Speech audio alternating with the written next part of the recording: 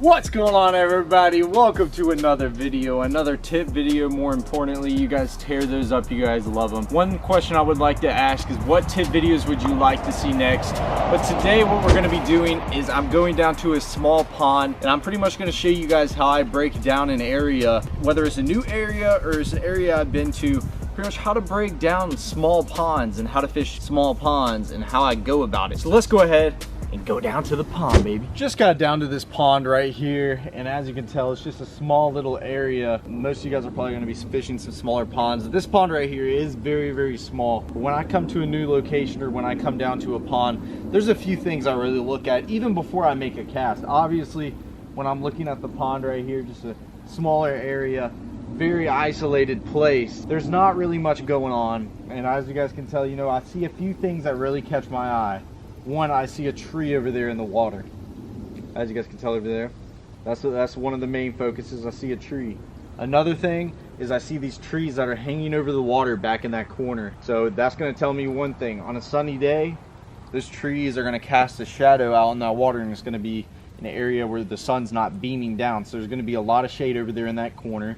Then you got a big old tree laying down in the water that those bass are going to suck up against. I don't care if it's cloudy, sunny. On a sunny day, more importantly, they're going to tuck up under that tree. But most of the time, especially largemouth bass, they love trees, they love wood. As I look around the pond, I really don't see much. You know, I don't see much more. As I start to cast, I'll realize that, oh, there's some grass right here. Oh, there might be some like rocks underneath the surface. But there is one thing I see right here. As you guys can tell, there's two little stumps or two little pieces of wood that are sticking out of the water, and they're just kind of out there by themselves. They're very isolated, and bass love that stuff. If you guys ever see anything isolated in the middle, whether it's like a little twig sticking up out of the water, maybe there's like a tree stump or a tree that's sticking out of the water, you need to throw at that. Like that right there, you know, that's just a little piece of wood. I'm going to be starting off with a spinner bait. What I tend to do when I go to these little areas is I start off with a moving bait first and see how active those fish are. If the fish aren't like wanting to really cooperate with me, they're not really trying to bite it, you know, I might switch over to, you know, a slow working bait. You know, I'm gonna switch over to, you know, my soft plastics, my crawls, my worms, that whole deal, and that's what I'm gonna do. But when I first go to a location, I usually start off with a moving bait first to see if I can catch those active fish, and then throughout the day I'll slow down and throw me a worm. And it all depends on the conditions. Like if it was bluebird skies out here, super hot, I wouldn't even start off with this. I'd probably just go ahead and move over to my crawl or my worm. If you guys want to check out my other tip video where I talked about my crawl, where you can pretty much work it all different ways, that's another good option, especially if it's super sunny outside but you want something to throw around moving anyways.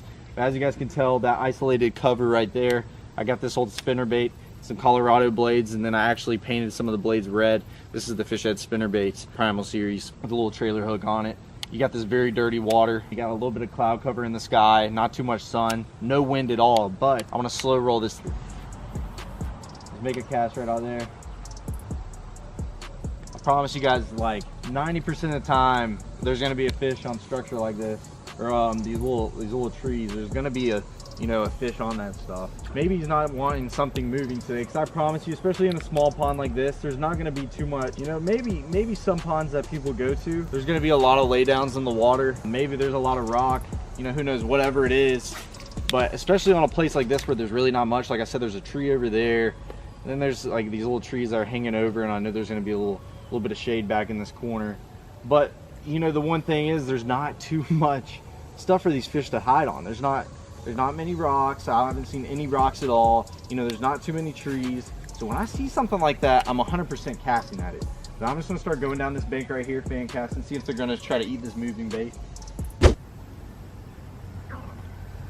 So I really didn't, I've been throwing this around for quite a second. I didn't have any bites on it. I'd really like there to be some wind out here, especially when throwing a spinner bait. It's just something I had on my rod, and I was like, I'm gonna take it down here and throw this as my, you know, moving bait and see if I can catch any active ones. But I'm actually gonna cut this off, tie on a Texas rig, put a regular Zoom speed crawl in there, and we're gonna go around and catch some fish. We're gonna work it on the top, we're gonna walk it on the middle and on the bottom, and see if we can catch some of these fish out here.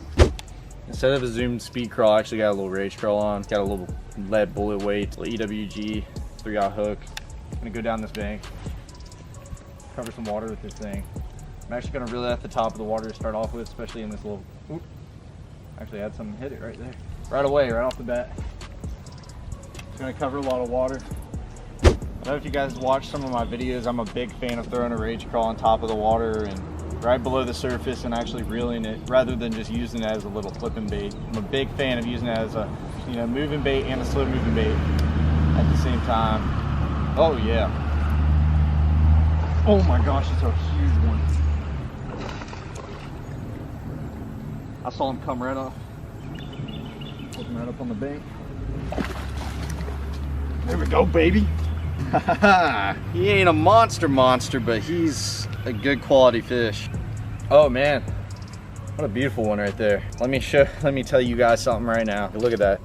That's a beautiful fish. He's about, let's say 2 1/4, maybe pushing about 2 1/2. Really thick. He's a thick fish. He's not. That is a beautiful fish right there, guys. Let's get a quick release on him, and I'll show you guys how I caught that.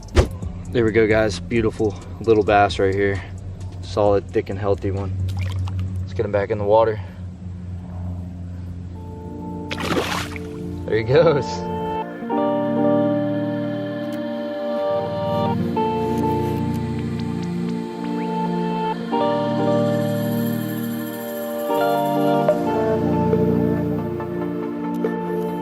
So everyone, at the beginning of the episode, I threw my spinnerbait past that little isolated cover, and how I was talking about that when pretty much you see, you know, any sticks or anything literally sticking up by itself out there in the middle or whatever it is, majority of the time you're gonna catch, you know, a big fish on that stuff. So what I did is I casted this crawl past that really at the top of the water a couple of times. He didn't even, you know, it didn't even phase him.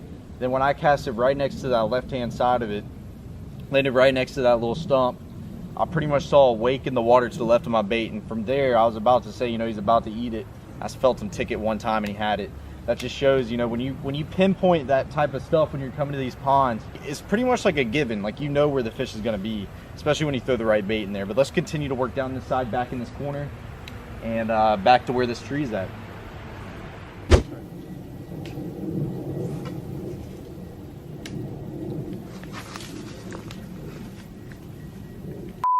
I cannot believe that. Guys, I cannot believe that. That's unbelievable. I have no idea. I skipped up under that tree back there and he ticked it right away and it just snapped right off and I tried to hook set him. All right, I'm about to get my revenge on this fish right here.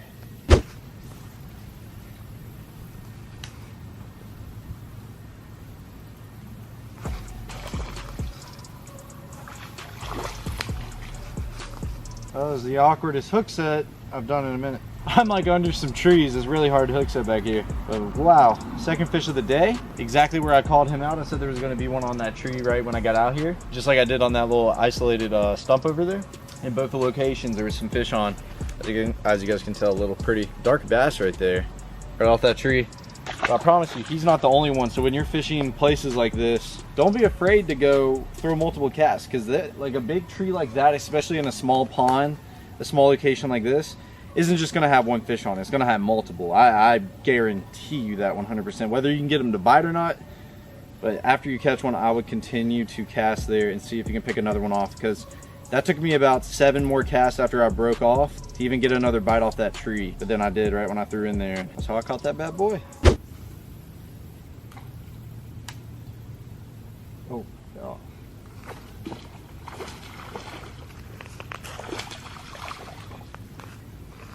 Two casts right after that one in the same exact spot. Caught another fish. Shows you right there. I'm just proving everything that I'm saying back and forth. Is there's gonna be more fish on that tree. That was 2 casts literally in the same spot. And I caught another little beautiful bass right there. Nothing super big, but super, these fish are heavy. It's really weird out here. These fish, it's got a lot of weight behind them, but in the same spot, threw it in there, he just ticked it. Beautiful little bass. So there's actually another reason why there's a lot of fish stacked right here, rather than me just saying, you know, this tree is the reason why. But there's actually some water flowing in the pond right back here in this corner, and that's where the water's coming in at. Fish love that little current, you know, that little water pushing through. They're just gonna stack up all around that, especially where the mouth is here. And I'm only fishing in about 6 inches of water. With largemouth, you're not really gonna have to worry about that much. You know, these largemouth, they get up in the nastiest stuff. And you guys would be surprised where I've caught some largemouth. It just blows my mind every time I catch a largemouth in some crazy areas. But I mean, that's just, it's their natural thing. I mean, they're everywhere. They hang out in all this nasty, dirty stuff where you really don't think a fish would be.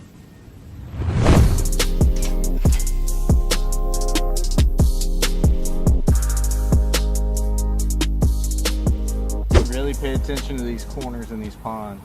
Like right here, it has just a little bit of rock out here in this corner, and then it's got a little tree that's sunk in right out here.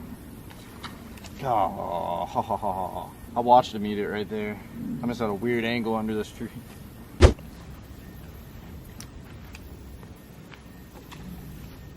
Right in the corner where I said he was going to be.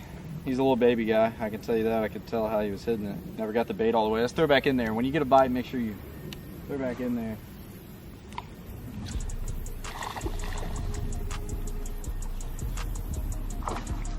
It was actually a different one. I was just swimming that crawl that time instead of working on the bottom. I just swam that thing right by. This fish just came out of nowhere and just annihilated that thing. Pretty little fat guy, I can tell you that. Nothing big, but look at that little belly on that thing.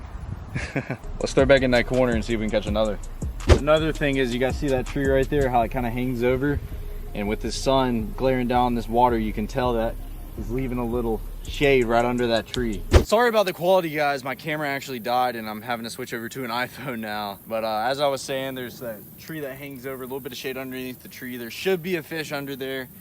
Not always, but there should be a fish. That's one of those things that you need to cast at.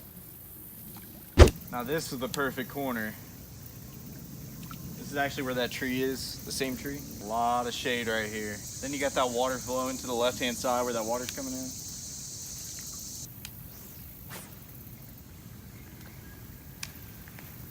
Oh my.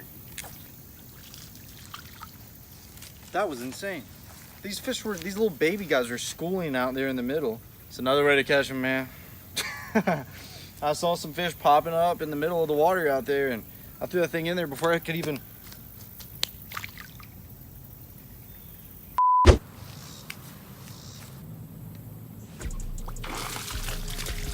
Just like that. And I skipped this thing up all the way in between that tree to where it came onto the other side, because I was fishing on all this edge, and I just drug him out from the other side to come onto this tree and just eat my bait right there. A little thick, pretty guy right there.